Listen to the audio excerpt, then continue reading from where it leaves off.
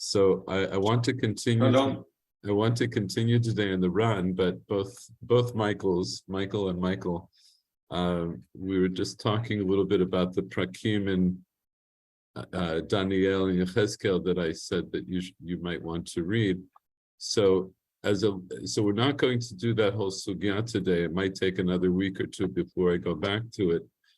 But if you are reading it, and if you are reading those passages, I want to just point out a couple of things that you should bear in mind so you'll understand the relationship, how the Gemara is relating these passages from Yechezkel to the passages in Daniel.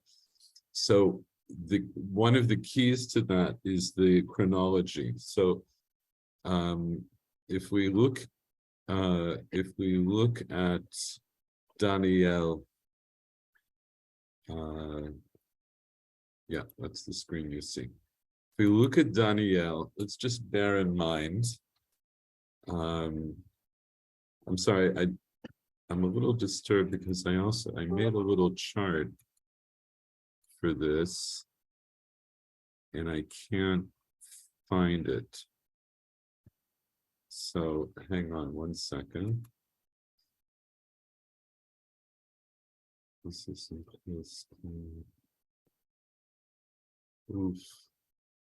I apologize, just a second. Also, speaking of tired, I don't know. I was so tired this morning. I knew that once I start teaching, I'll wake up a little bit, but I was just very, very tired. Okay, let's keep in mind the following things in terms of the chronology. So, in the end of Melachim, we have the story of Yoshia, and Yoshia dies. Okay, so Yoshia we know is the last good king, right? He's the last king who does, who does what he's supposed to in terms of his observance of the Torah. And then he dies in a kind of an odd confrontation with Paro Necho. And then from the time of Yoshiyahu is essentially the time that we start to go into the Galut, and we go in stages. So here I am in Melachim Bet Perek Kaf Gimel.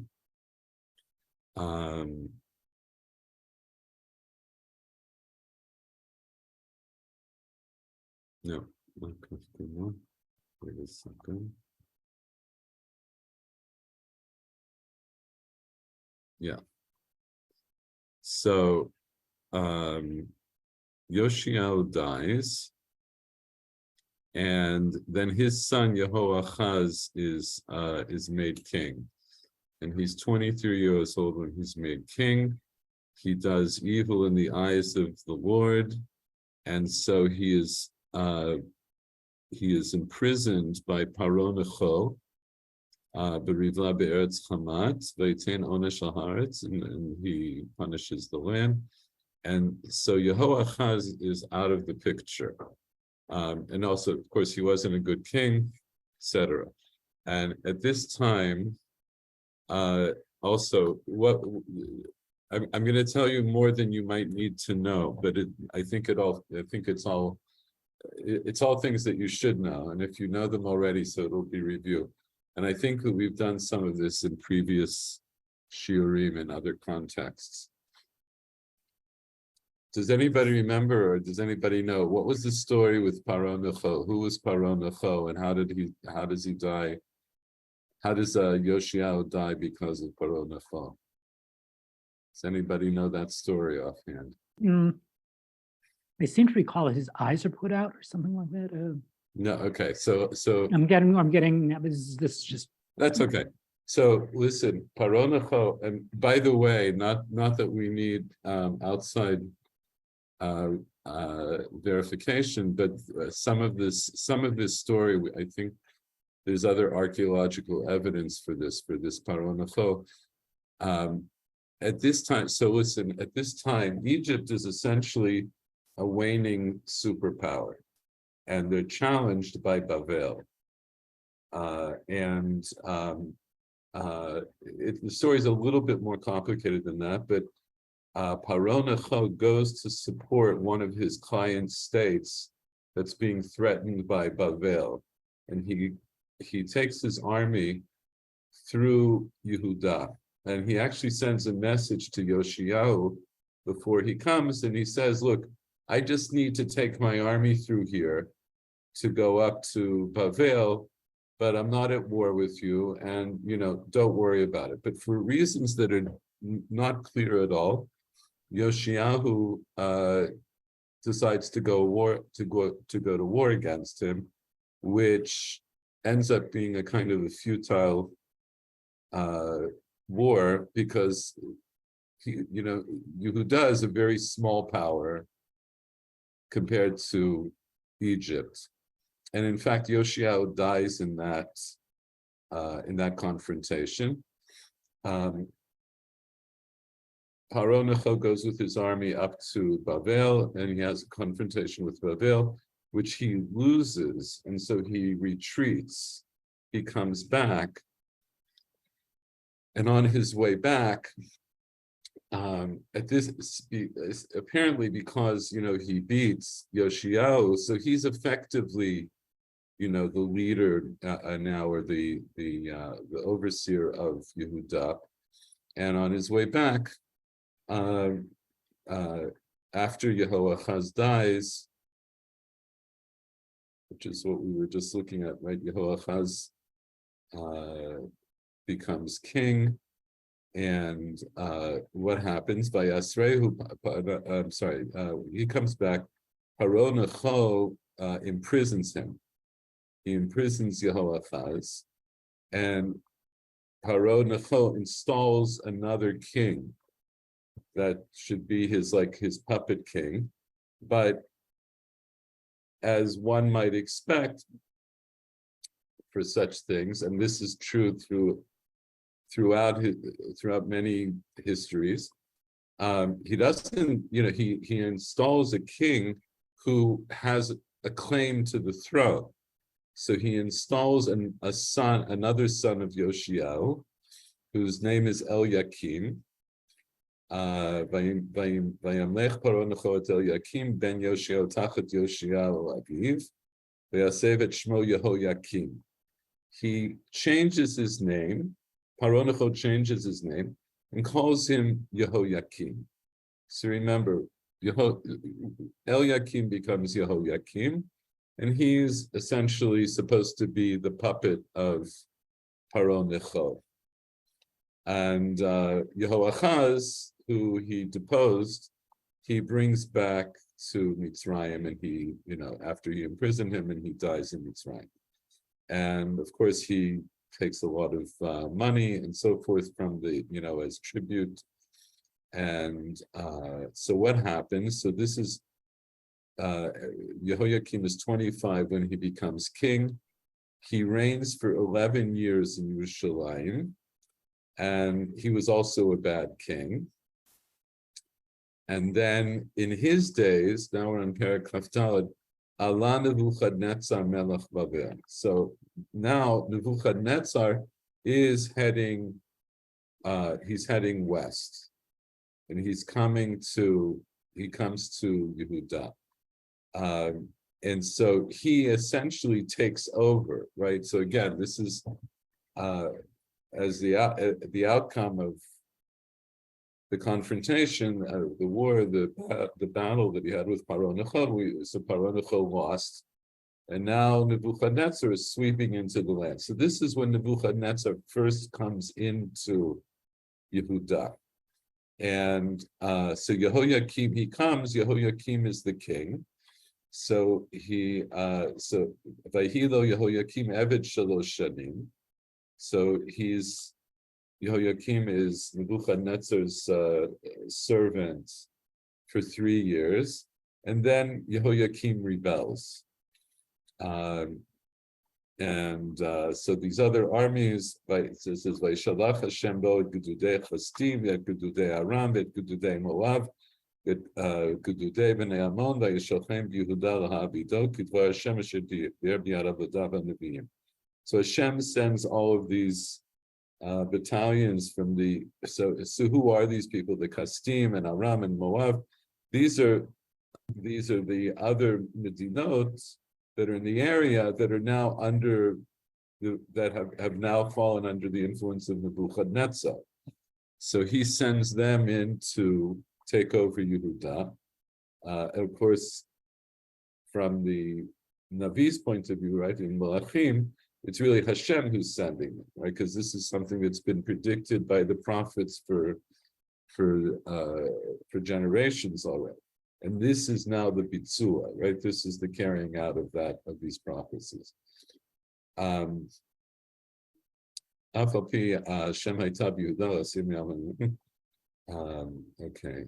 I'm going to skip over some of it.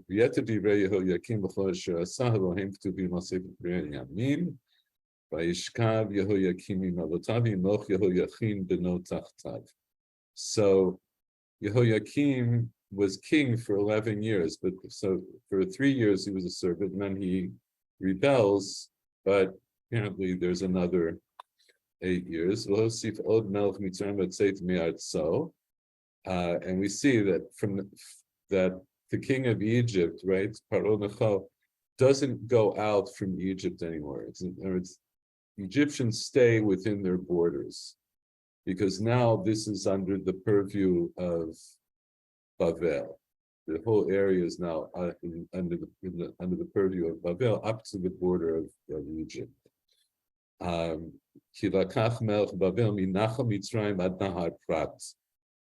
Bavel now controls the entire area from Nachal Mitzrayim. There's a machloket about where Nachal Mitzrayim is, but it's likely that it's the eastern border of Egypt.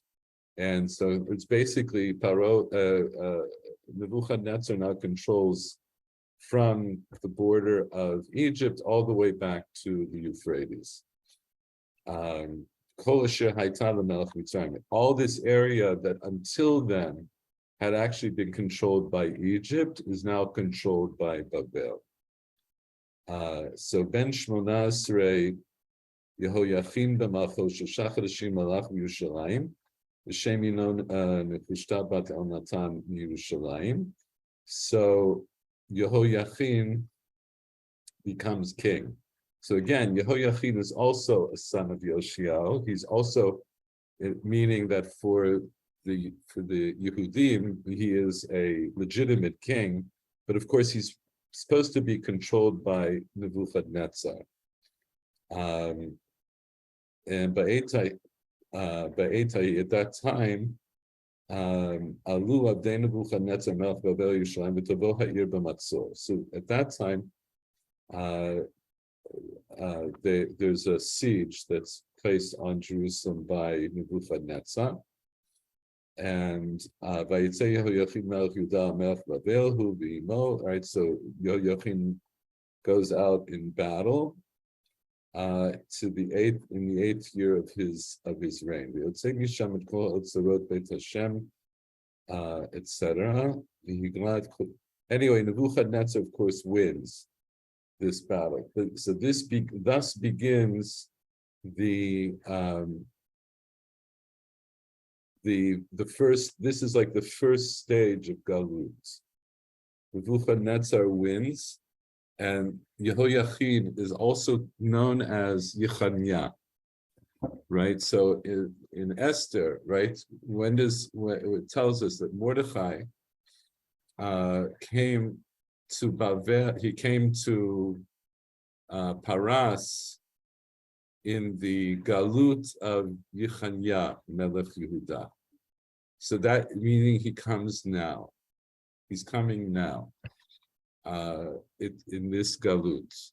And then there's more to this story, but I'm going to leave this part of the story for a moment, and then I just want to point out to you. Let's look at Daniel, the very beginning of Daniel, Bishnat Shalosh B'Chut Yehoiakim Melech Yehuda, Ba Nebuchadnezzar Melech Babel Yerushalayim V'Yatzar Aleh. So in the third year of Yehoiakim, who's the king before Yehoiakim, that's when Nebuchadnezzar comes and lays siege. Vayiten Adonai biyado et Yehoiakim melech Yehuda miktzat klei beit Elokim vayiviem eretz shinar beit Elokav. So that's essentially this. I want to try to keep this straight. Hold on a second. I'm not going to try to keep it all straight now. My apologies. I'll put this together in a little.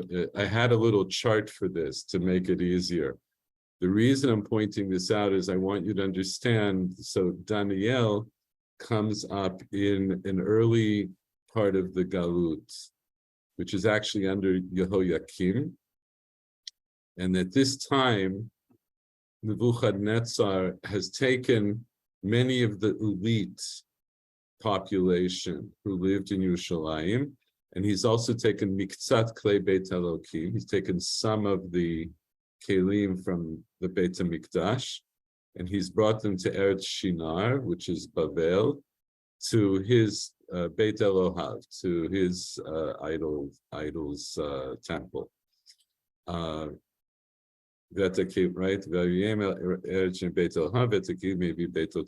So that's the beginning of Daniel. What about Yechezkel? Where are we? Yeah, Yechezkel. Let's go.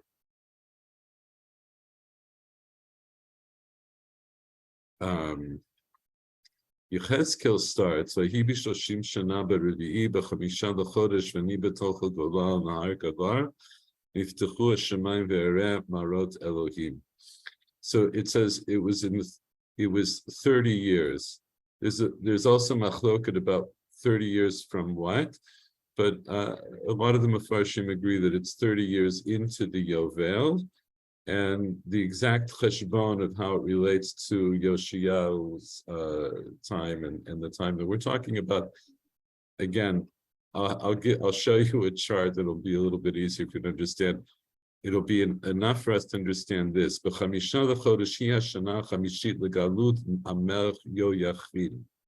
So this vision is in the 5th of the month, and that's the 5th year from the time of Yoyachin's Galut. So Yechezkel, we don't know exactly when Yechezkel was put into Galut, but he's in this vision of the Maseh Merkava is taking place 5 years after the Galut of Yehoiachin. So Daniel goes into Galut the same years before the vision of Yechezkel. But then we have some other, wait a second, one other, let's see if I can find this.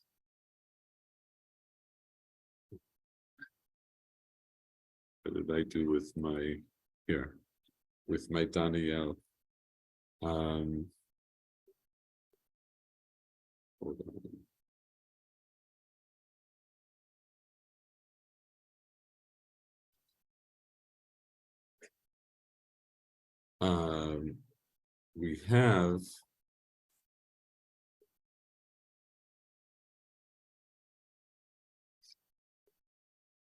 We have other date references in Daniel that are much later, right? So Daniel Chet begins in the 3rd year of Malchut Belshazzar, and Belshazzar was the king after Nebuchadnezzar, and this chazon, this vision that he has here in Chet, and then we have another one in Tet. It's the 1st year of Daryavesh ben Achashverosh, not the same Achashverosh as in the story of Esther. So these are much later, right? So this is already after the death of Nebuchadnezzar and even the death of Belshazzar. But what we'll understand is, and this is one of the, I'm sorry, this isn't a little bit more organized. I wasn't expecting to talk about it today. But if you want, go back and look at these things and believe that when we do that, so yeah, I'll show you the chronology on a chart. So it'll be easier for all of us to keep in our heads. The point is, there's going to, when the Gemara talks about the passages from Yechezkel and from Daniel, they're going to, they understand, first of all, they're having visions in the same time frame. And they're both Yechezkel and Daniel are in the Galut. They're both in Bavel, and they're having visions in the same time frame. And so then more than that, some of their visions overlap, which of course fits into how we understand the nature of Nivuah, that Nivuah is given to, it can be given to all the Nevi'im in a given generation, and then they'll express it in their own words. And one of the common denominators is they both have a vision of Isha Badim. They have a vision of a man in linen who's supposed to be Gabriel. So that's, if you look at the sugya in advance, like if you've read these chapters and you look at the sugya, you'll see there's going to be, Chazal are going to relate their two visions, that there's an overlap, and that one is going to, one vision will help to explain the other vision. So that's a very quick and dirty introduction to that sugya. Did all these things happen before the Churban HaBayit or afterwards? Because there was a second invasion after Nebuchadnezzar later on, right, when the Ashurim came and they destroyed Jerusalem and the temple. Right, because after Yehoiachin, then we have Tzidkiyahu. And because here Daniel is here, I read Dvar Hashem el Yirmiyahu Hanavi lemelot Churban Yerushalayim 70 shana, something. Yes. This is even 70 years after the Churban. Yes. And what you told at the beginning was 100 years before the Churban. I don't remember. No. So it's not 100 years. No, yeah. Okay. So that's one of the things. When Daniel, when he's, these are the Bavlim and the Ashurim. They are not the same. They're the same people. Right.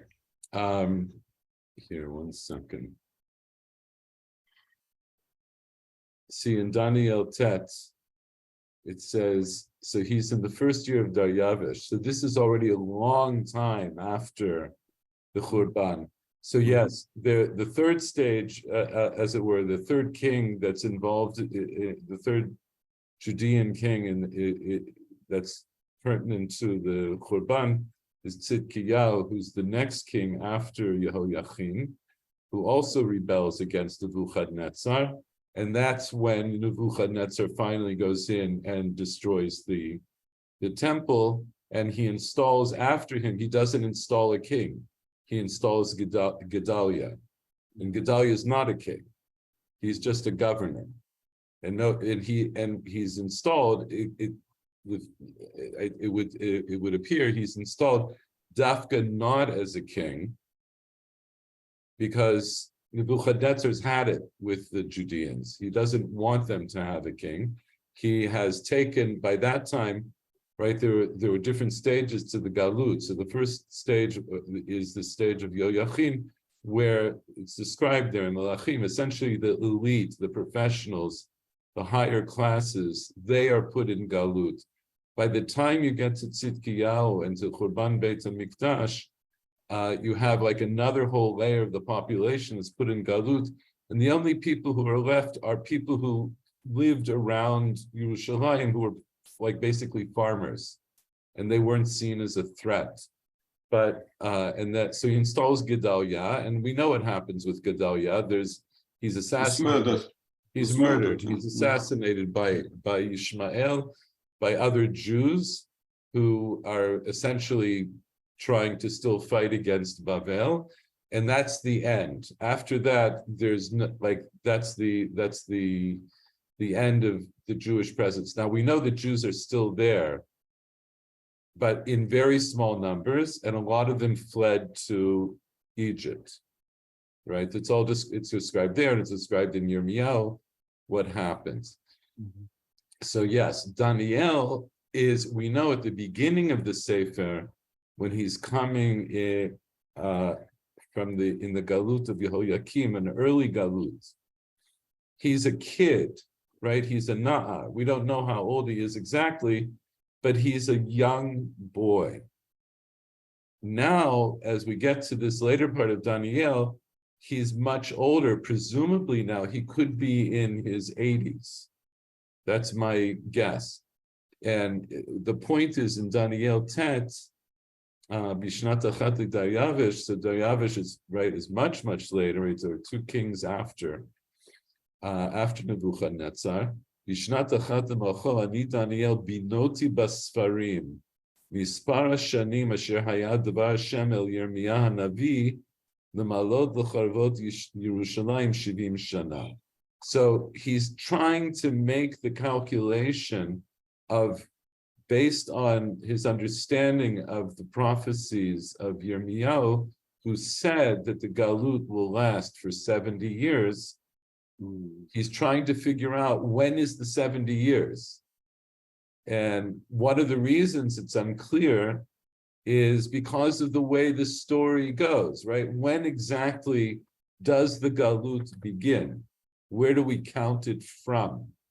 And you know also, of course, it's famous medrash that's in the beginning of Esther, that when Achashverosh throws his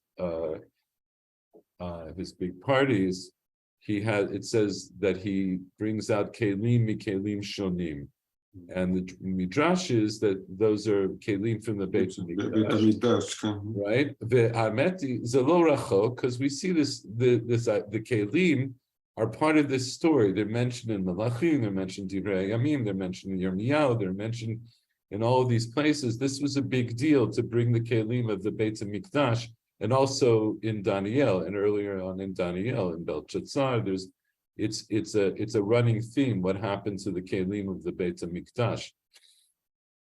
And according to the Medrash, why does he bring them out? Because he assumed that it was already past the 70 years that was predicted by Yirmiyahu, and he saw that the Galut didn't end for the Jews. So he felt that it was safe now to take the kelim of the Beit HaMikdash out for his personal use. He wasn't afraid to use them because the way he calculated, the 70 years had already passed. But he didn't, the medrash is that he didn't calculate correctly. And actually the Galut was still going to go on for a little longer. Anyway, so I'm going to try. So, as I said in my introduction to my introduction, I'm telling you more than maybe you have to know, but to get an appreciation of what's going on in the Gemara here, I think it's important to understand this. What we're going to get from the Gemara is a certain understanding. Hold on.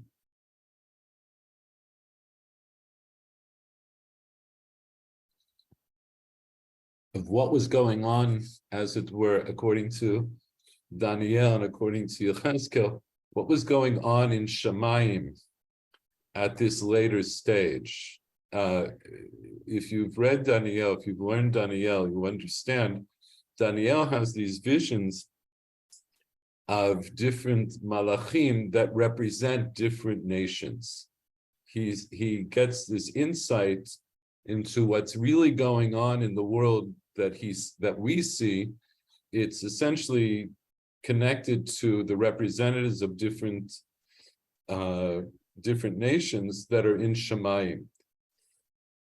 And Bnei Israel also has their representatives, but they're confronting other representatives of Paras, of Yavan, and possibly, according to later Mefarshim, also Rome, and so forth. Anyway, so we'll get into it, and I'll try to present this in a more orderly way. But it's one of the things that it is quite fascinating. These, at least for me, I find this very fascinating. This whole time span between beginning from essentially from the death of Yoshiao and the different stages of the Galut, and then what happened, what do we know about what happens in the Galut, and what and of course that brings us to Shivat Zion. So when we learn it, it's not 100% clear. The chronologies are not always so clear. You may be familiar with, and if you're not, I'll try to familiarize you with. There's a book that was from the early, I guess from the Tkufat HaGaonim, I believe, or maybe even earlier than that, called the Seder Olam. Right, so the Seder Olam, which you can, I think there's actually a wiki text where you can just look at the text now online, or you can download it from HebrewBooks.org. The Seder Olam is a book that puts essentially Jewish history in order from Bereshit up through, I don't remember how far it goes. I think it goes all the way through the Gemara, I think. I may be wrong about that. But it's an important work for trying to understand chronologies within Tanakh, because there are a lot of seeming contradictions in chronologies in Tanakh, including things that I glossed over now about Yehoiachim. And we may look at that at some point to help understand it. Rashi refers to it many times. Rashi refers to the Seder Olam many times in his Perushim. It's helpful because when you do these Mekorot in a disparate fashion, they're sometimes hard to put together. So the short of it is that Daniel and Yechezkel are contemporaneous, right? They're living at the same time, and their visions are not the same, but there is an overlap in their visions, and there's some aspects of their visions that seem to inform each other, and that's what the Gemara is basing itself on. In the Gemara that we skipped over, that we'll get back to eventually. So that's it for that. Let's go back to change the subject. Let's go back now and look at the Ran.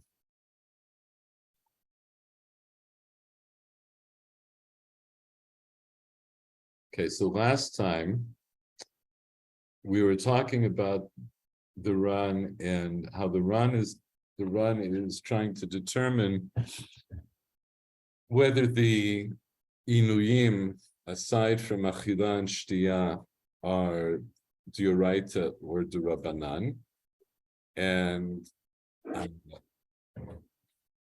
yeah, did you want to say something? I'm sorry. Okay. So he starts off by bringing the day of Tosfot and bringing different proofs from the Gemara that seem to indicate that the Inuyim are D'Rabanan. And then he pushes back against that and he says, no, it seems like they must be D'Oraita, and that's also how the Rambam holds. But they're qualitatively different than Achila v'Shtiya. That since they're not explicitly listed in the Torah, they're only alluded to through the drasha, through the ribuyim of the different psukim that talk about Inui, that Chazal, they were given over to Chazal to determine what their definitions are. he says that's how the Rambam holds, because the Rambam also differentiates between the Inuyim, and we'll talk a little bit more about that today. And then we started last time, we said, this is the part of the Ran that we started into. This is the third part of the Ran. And after he quotes the Rambam, that all of the Inuyim are D'oraita, he says, Ela de lo michthorali. Right? It's not, this doesn't hold up for me. Haditanya lekaman, hatinokot mutarin dekulan chutz minilata sandal. So this is a Gemara we didn't do. We'll do it soon. That tinokot, minors, are permitted to do all of the Inuyim on Yom Kippur, except for wearing leather shoes. Muchach b'Gemara, it's clear from the Gemara, the mutarin de kulan de ka'amar, that when the Gemara says that children are permitted in all these things, hainu de mutar gdolim l'rochtzana v'sochan. What it means is it's permitted for adults to do these things for their children. That is, they're permitted, that's permitted for the adults, practically speaking, to wash their children or to anoint their children. And we'll explain this later. So when the parents are washing their children, it's clear that they're only doing it for their children's pleasure. Because obviously, if they didn't wash their kids for one day, the children would not be in danger. So what he's laying out the premise. The premise here is that according to the Rambam and the way he wanted to reason earlier, the Inuyim are all D'oraita. When we say Inuyim now, we're talking about Sha'ar Inuyim, right? The other Inuyim besides Achila v'Shtiyah. They all D'oraita, but they're not so chamur in certain ways because it was up to Chazal to determine what exactly their halachic reality would be.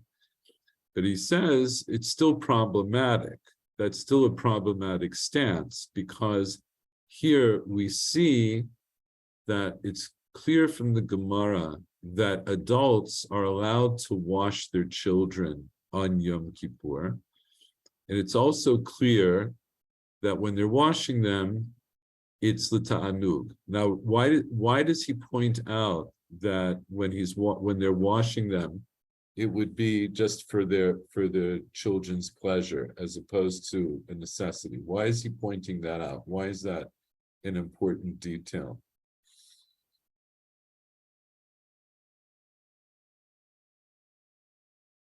Certainly, if it was for Pekuach Nefesh, it would be permitted. It wouldn't be a question. So I don't know if there's a difference between, like there's different levels. All the way, one end is Pekuach Nefesh, the other end is Oneg, it's Anug. So I don't know if there's some distinction in between. Yeah, so actually, what you're saying is correct. And yes, there are distinctions in between. And he already mentioned them. But since we slept this out so many weeks, you've forgotten. But we talked about this, that the Gemara also says that even for an adult is allowed to wash dirt or excrement off of themselves on Yom Kippur. And the understanding is because that's not the ta'anug, that's not for pleasure. So the idea is, if this is an inui, if these things are inuyim, these are afflictions, so they're afflictions, so the most important thing is that you don't do them for pleasure, right? The way you violate the inui is by doing that inui for the sake of pleasure. But if you're doing it because you're covered in excrement or in mud or whatever it is, washing yourself off is not for pleasure. That's just like a baseline of cleanliness that we would expect you to have. So now, when the Ran says that when the parents are washing their children, it would seem clear what it means is they're allowed to wash them, even if there's no particular need, meaning that they're washing them for pleasure. They're washing them for either the pleasure of the children, or maybe it's the pleasure of the parents to make sure that their kids are clean. But whatever it is, they're washing them l'ta'anug and not l'tzorech. There's no need for them to wash them. So they're going. So if you have to change the diapers, maybe you have to wash the children, the small children. Okay, so in terms of changing the diapers, so that's for sure, right? In other words, that's lav dafka. But what we find from the Gemara, and again, we didn't do this Gemara yet. What we see from the Gemara later on, hatinokot mutarin b'kulan. Tinokot are permitted to do all of these things, and it's clear from the Gemara what it means is that the parents are permitted to do all of these things for their children, and even the ta'anug. So now we understand, right?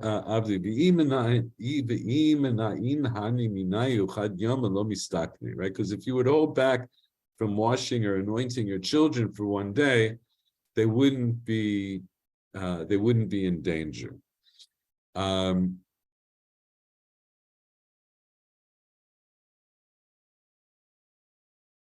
It's that right. So when it says that children are permitted to do all of them, except for Nilata Sandal. So I just want to think about this for a minute. What are the 4 inuyim besides achila v'shtiya? We have 5 inuyim, so we'll put achila v'shtiya to the side. What are the other inuyim? Washing, anointing, marital relations, and wearing sandals. Okay, so when it says the tinokot are permitted for all of them except for nilata sandal, what does that leave? What does that mean practically? Which inuyim are they permitted?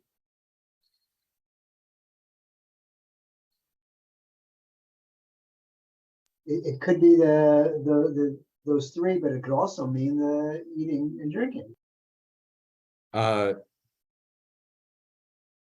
It does. It will also mean eating and drinking, right? But I'll put it this way. What doesn't it mean?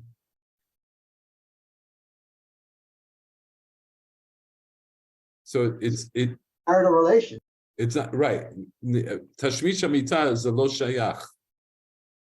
Okay, so when it says that tinokot mutarim b'kulam chutz לסקות אותם, איך קוראים לזה? Right, so it's sicha and essentially it's sicha and rechitza plus achila v'shtiya. Baby pasta. Exactly. So I only learned about that recently. That's this baby lotion, baby pasta. Okay, anyway. So I'm just pointing this out, that when it's, so they're permitted in all of them except for nilata sandal. So nilata sandal you take out. Tashmish hamita mimela you take out.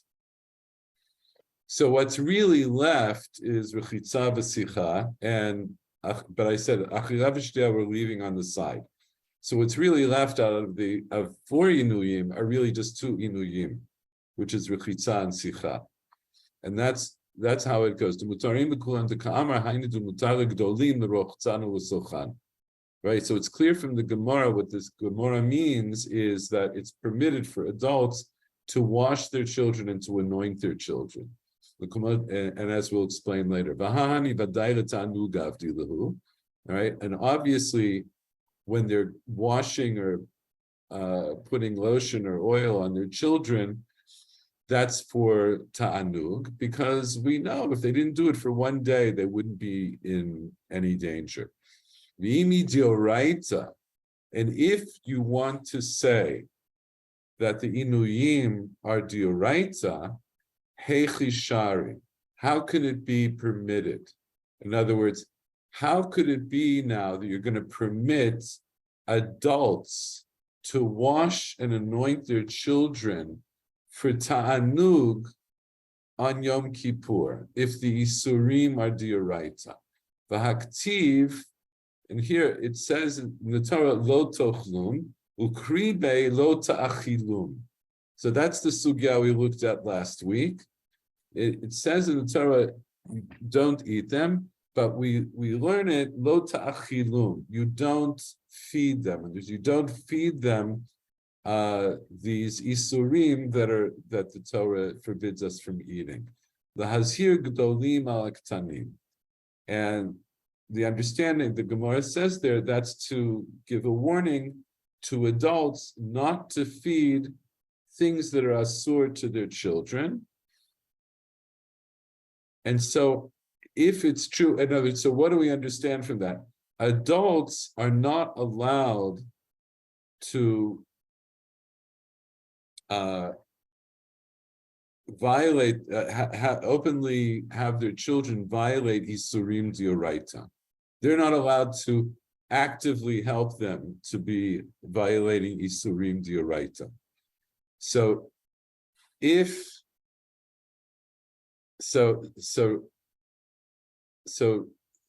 the part right before this, right, where the Ran came to the conclusion, and he quotes the Rambam, that all of the Inuyim are Dioraita, but we'll say that the 4 Inuyim have a different status because it was up to Chazal to determine their parameters.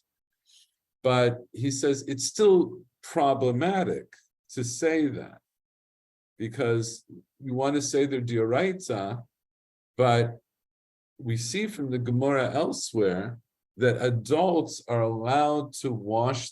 I'm just going to stick with Rechitza. They're allowed to wash their children on Yom Kippur, l'ta'anug, and we understand that l'ta'anug is something that's that adults themselves are not allowed to do. Right, so in other words, in the Hagdara, and we're saying now, we're going on the assumption that the Inuyim are Asur Dioraita. So the Torah says you're not allowed to wash. How can the Gemara say that adults are allowed to wash their children? Because we know from elsewhere that adults are not allowed to have their children violate Isurim Dioraita. That's the lo ta'achilum. Ve'od. So that's one argument. Ve'od. And further, mida pasik v'tani hatinokot mutarim v'lo ashkechina b'shum duchta chinuch bahani. Right. Also, since the Gemara simply says, like we quoted before, that minors are permitted in all of the Inuyim except for Nilata Sandal, and we don't find in any place that they're governed by the principle of chinuch, right? So there's a principle in other areas of halacha that you already have to start educating the children in mitzvot, even though they're not chayav, right? With midrabanan, you have to start educating them, and we already saw evidence of this in the Mishnah that children start fasting 1 or 2 years before they're actually chayav to fast. But here, by these other inuyim, lo ashkechina b'shum duchta chinuch bahani, we don't see any indication of chinuch regarding these other inuyim, ked ashkechan b'ta'anit, the way we see it regarding fasting. In other words, we see that Chazal were careful to say that you have to educate your children to start fasting 1 or 2 years before they're chayav, but we don't see them saying anything about these other inuyim, that they should stop doing them a year or 2 before, or whatever the time frame might be. Lehefech, it says that they're mutarin bekulan, they're allowed to do all of them, meaning the children are allowed to do this all the way up until the time of their bar bat mitzvah, and even their parents are allowed to do it for them.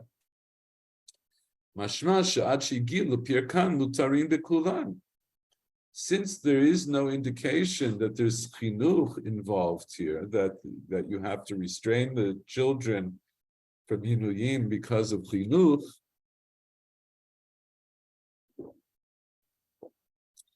so it implies that until they come of age, until they come of age, mutarin bekulan, they're allowed to do all of them. Even by way of adults. In other words, adults can do it for them. So all of this challenges the whole idea that these inuyim are dioraita. How can it be that they're dioraita when there's no, the Chazal don't tell us that there's chinuch involved with them, and for any mitzvah dioraita, we would assume that you have to be mechanech the children, you have to start educating them before they become chayav in the mitzvot. Okay, so if we would say that these other inuyim are durabanan, then it works out. Why? Shekol shehu letzarcho shel tinok, af al pi shehigia lechinuch, ma'achilin oto isur midurabanan, v'afilu biyadayim.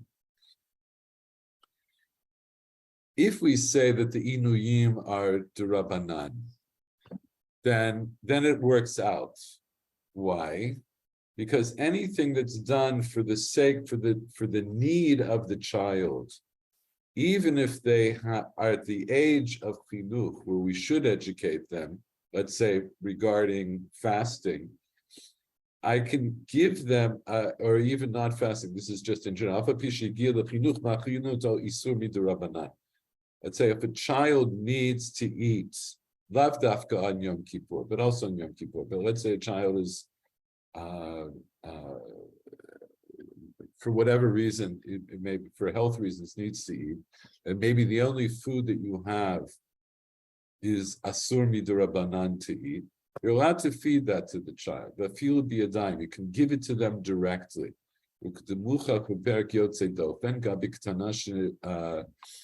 Nadra ba'ala, ktana nidara ba'ala meferla. Regarding and this is proven in the Gemara. It's a Gemara in Shabbos. I'm sorry, this is a Gemara in Nida,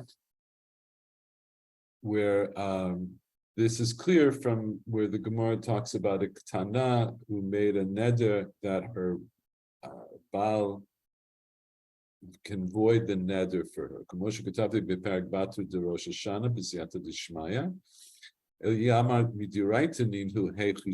But if you say they're midioraita, how can it be permitted? So I want to for you to understand this, I want to look a little bit at the sugya in Nida. What is the ktana? Here, this ktana that he's talking about, she is married, so she's a how girl. could she be ktana? Well, so no, because she's not yet begil mitzvot. It's a girl who was married before she became 12 in a day. I see you shaking your head. As well you should, but the Chazal nonetheless dealt with the issue of child brides, because those are things. This is to understand things that we learn from the Torah. By the way, whether or not, I won't get into this whole issue of child brides. It's important. Actually, it's shayach to mishpatim, right? About Ama Ivriya. The Ama Ivriya is essentially a girl who was sold into slavery by her father, but he can only do that up until the time she becomes begil mitzvot, up until the time she's 12 years in a day. And after that, she has a different status. But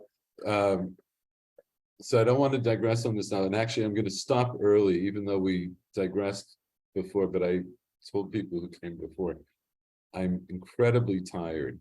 But what I'll just tell you, what he's referring to here in the Gemara there, it's talking about a ketana.